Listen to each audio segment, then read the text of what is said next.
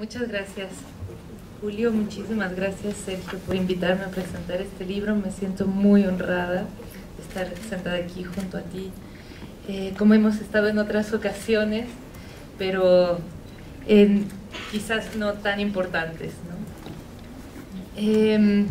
Bueno, quisiera comenzar a hablar de este libro diciendo que hay dos tipos de autores. Los autores que son más librescos, que todo lo que cuentan viene a partir de únicamente una fuente, que es la fuente de sus lecturas y probablemente la fuente de su imaginación construida a partir de esas lecturas. En cambio, hay otros autores que no solamente se nutren de sus lecturas, sino también de una inmensa experiencia vital, que puede ser de cualquier tipo de índole, ¿no? Puede ser familiar, o puede ser, o sea, que toman su literatura de otras fuentes. En el caso de Sergio Ramírez, tenemos un autor que ha verdaderamente acumulado una experiencia única, una experiencia inmensa, inconmensurable, podríamos decir, a través de la vida que llevó. Fue guerrillero y después fue vicepresidente de Nicaragua. Estuvo al cargo en las altas esferas políticas de ese país y conoce perfectamente América Latina y en particular Centroamérica, como él mismo dijo.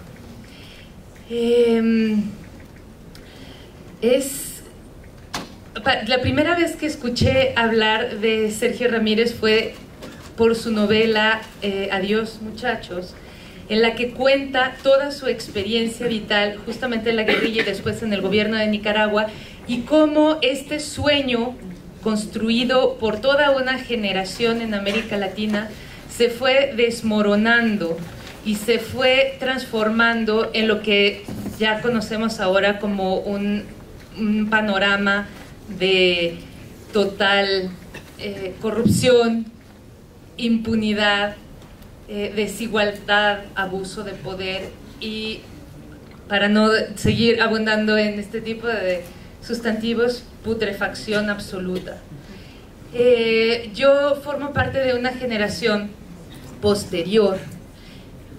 Mis padres y mis tíos lucharon en esta lucha, no fueron guerrilleros, aunque tengo una tía que sí participó muy fuertemente en el movimiento de 68 en México y que perteneció al Partido Comunista Mexicano. Desde mi generación, la generación de Sergio, se ve, la hemos visto de muy diversas maneras. La primera era con mucho, digamos, escepticismo. Habían luchado por cosas muy válidas, pero sobre todo no todos lo habían hecho políticamente. Sobre todo mis padres lo hicieron al nivel más cotidiano, ¿no? Como esta idea de cambiar al mundo, la revolución en la casa, el cambiar los lazos entre las familias, el tipo de dinámicas. Y después, cuando nosotros fuimos adultos, empezamos a escribir, los que escribíamos, o a protestar de muy diversas maneras en contra de la infancia que nos había tocado tener, ¿no? O sea, hay una anécdota, por ejemplo, de Rodrigo Fresán, que cuenta que sus padres muchas veces lo llevaban a las fiestas del partido vestido ya con el uniforme de la escuela, para después de la fiesta llevarlo directamente a la escuela sin que durmiera en casa. O sea, ya lo llevaban con el uniforme para que se durmiera con el uniforme en la casa de los amigos y después lo llevaban a la escuela. Anécdotas así hay muchísimas en mi generación. Somos una generación que realmente vio pues trastocarse los lazos familiares, y también poco a poco creo que hemos ido rescatando un respeto cada vez más profundo, fundado en la constatación de que nuestra generación no fue ni remotamente igual de valiente que la de ellos. Que nosotros, desde a nuestros 40 años o 45 años o 50 años, cuando comparamos lo que hemos siquiera intentado hacer, no tiene nada que ver ni con su valentía, ni con sus logros, ni con la experiencia que ellos acumularon. Disculpen que haya hecho toda esta digresión antes de hablar del libro, pero realmente es como lo que tengo en las entrañas para decir, porque ahora, a partir de cierta edad, cuando uno se da cuenta de lo que hemos hecho o de lo que quisiéramos, de cómo quisiéramos que fuera el mundo, nos damos cuenta de que no tiene nada que ver. Entonces, bueno, para regresar a la obra de Sergio, este libro que me habían recomendado también había sido recomendado por un amigo hijo de padres comunistas panameños que lucharon también en Cuba y que no podían creer lo increíblemente verídico y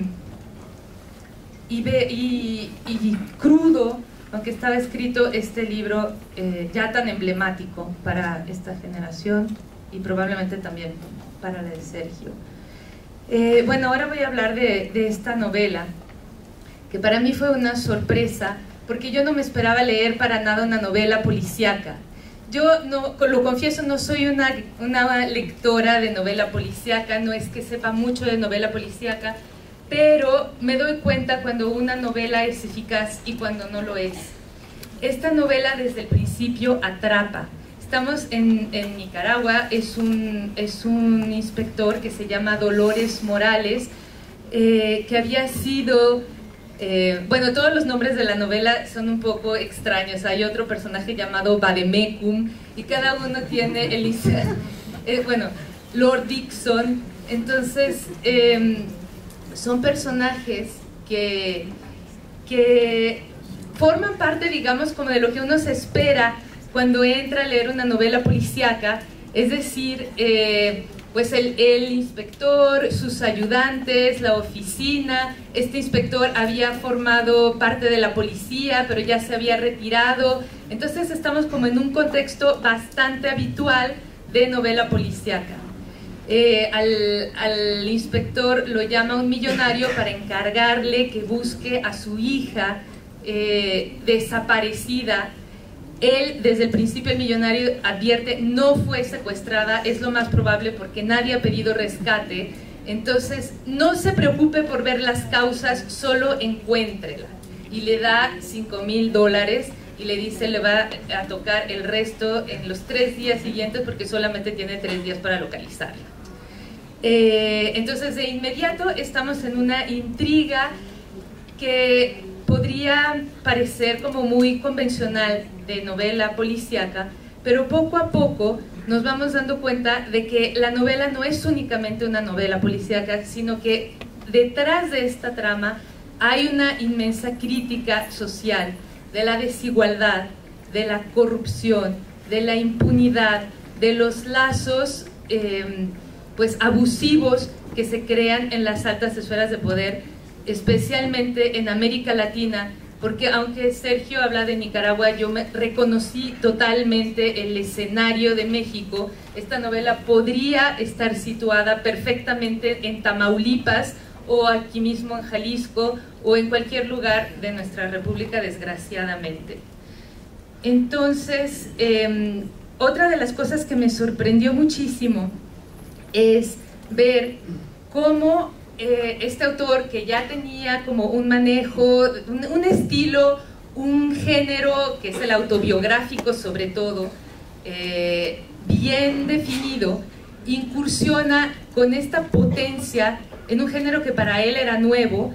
Y no solamente eso, sino que además recrea o refresca los arquetipos de la novela policíaca.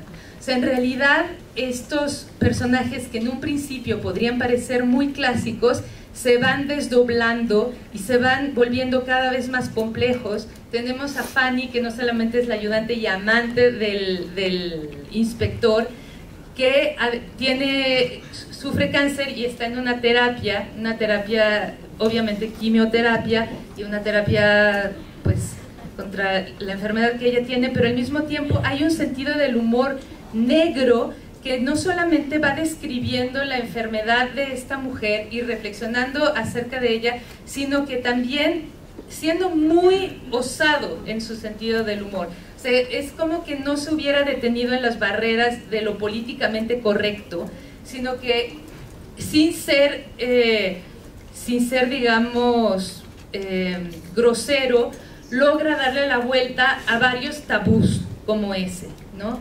También otro personaje que me sorprendió muchísimo y que cobra mucha profundidad a lo largo de la novela es el de doña Sofía, la esposa, y yo creo que la principal detective, porque poco a poco ella es la que da los datos verdaderamente trascendentes, la que encamina toda la investigación. Entre las cosas que también me sorprendieron mucho está la forma en que Sergio incorpora las nuevas tecnologías en esta búsqueda detectivesca. O sea, sí, esta búsqueda detectivesca empieza por Facebook. ¿Qué hace primero el detective para saber el paradero? Pues ir a ver exactamente el perfil de la chica que desapareció, de Marcela, dónde estaba, quiénes eran sus amigas. A mí me dio muchísima risa las descripciones que hace de estas chicas de la alta sociedad nicaragüense y de la forma en que se viste, y que incluso Sergio conociera las marcas como Uniqlo o Forever 21 que son así las marcas con las que definitivamente se visten las adolescentes ahora, pero al mismo tiempo no solo las conocía, sino que hacía como una descripción muy burlona, incisiva de toda su forma de comportamiento, de la anorexia galopante en estas nuevas generaciones, y obviamente muchas otras cosas, Justin Bieber, comparaciones estaba como muy al tanto, y eso a mí me parece fabuloso, que un escritor que ya tiene un estilo, que ya es dueño de una enorme trayectoria, que ya ha sido reconocido con todos los premios y galardones que se pueden obtener en nuestra lengua y en otras, esté renovándose, tenga esa responsabilidad. Yo creo que eso habla no solamente de un ser humano maravilloso, que en su momento supo decir, y eso a lo que iba cuando estaba hablando de las generaciones anteriores, hay un momento en el que uno, como lo digo desde la altura de mis 44 años, tiende a apoltronarse en lo que ya construyó durante la primera mitad de su vida y a decir, la verdad, ya aquí puedo seguir sentado en esto, en esta experiencia que tengo, y no buscar más.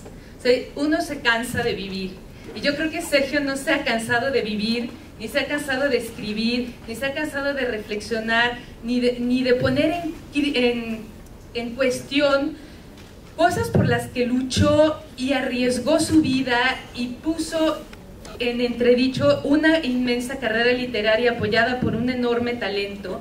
Todas esas causas, realmente ponerlas en cuestión y decir qué está pasando en este momento. ¿Vale la pena seguir por aquí o no vale la pena? Lo mismo ha hecho con su literatura. Se ha renovado, se ha puesto en cuestión. No significa que lo anterior no sea válido, pero quiere decir que tiene una inmensa curiosidad por seguir buscando dentro de la literatura, por seguir indagando, por seguir innovando y renovándose y rejuveneciéndose, y esto es principalmente una de las mayores virtudes que yo encuentro en este libro maravilloso, que no les seguiré contando porque no lo quiero spoilear, y una novela policíaca no se spoilea en una presentación. Muchas gracias, Sergio.